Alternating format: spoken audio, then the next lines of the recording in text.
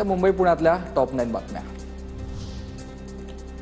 2027 पर्यंत मुंबईतील सर्व महत्त्वाच्या मेट्रो मार्गांचं काम पूर्ण करणार मुख्यमंत्री फडणवीसांची माहिती आहे। मुंबईसह ठाणे, पालघर, रायगड जिल्ह्याला रविवारी आणि सोमवारी उष्णतेच्या लाटेचा इशारा। 2 दिवसात आवश्यकता असेल तरच घराबाहेर पडा, हवामान विभागाकडून नागरिकांना हा सल्ला।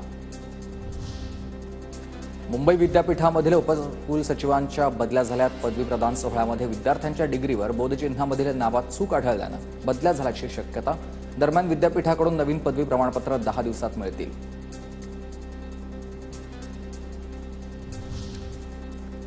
गोरेगावमधील पत्राचाळीतील 72 दुकानांचा प्रकल्प अखेर रद्द। मूळ रहिवाशांच्या विरोधाच्या पार्श्वभूमीवर म्हाडाचा मोठा निर्णय। 72 दुकानांच्या प्रकल्पाला स्थानिकांचा विरोध होता। सीएसएमटी स्थानकामधील शौचालयात 18 वर्षीय तरुणीचा आत्महत्येचा प्रयत्न। धारधार शस्त्रानं स्वतःवर वार करत आत्महत्येचा प्रयत्न। तरुणीवर सेंट जॉर्ज रुग्णालयात उपचार सुरू आहे।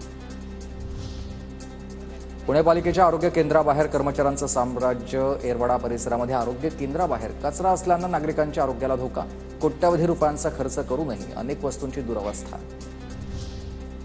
गेल्या 8 दिवसांपासून खराडी, वडगाव शेरी आणि विमाननगर परिसरामध्ये पाणी टंचाई। पाणी टंचाईमुळे नागरिक आक्रमक झाले, तर काही ठिकाणी दूषित आणि कमी दाबानं पाणी पुरवठा। महिलांचं पालिकेतील मुख्य पाणी पुरवठा अधिकारी यांना निवेदन। पुण्याच्या ससून रुग्णालयामध्ये डॉक्टर, नर्सेस, चतुर्थ श्रेणी कर्मचाऱ्यांची कमतरता। ससूनमध्ये रिक्त पदं तातडीनं भरण्याच्या जिल्हाधिकाऱ्यांना सूचना आहेत।